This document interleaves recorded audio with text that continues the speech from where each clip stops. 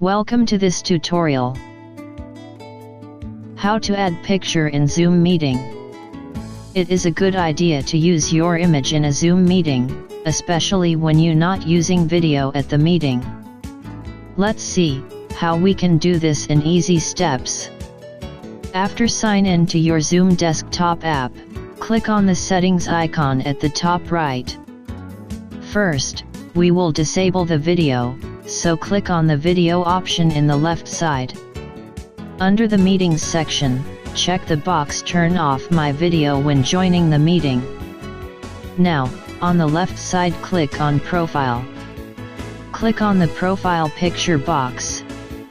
Select an image from your local desktop location, and click on Open.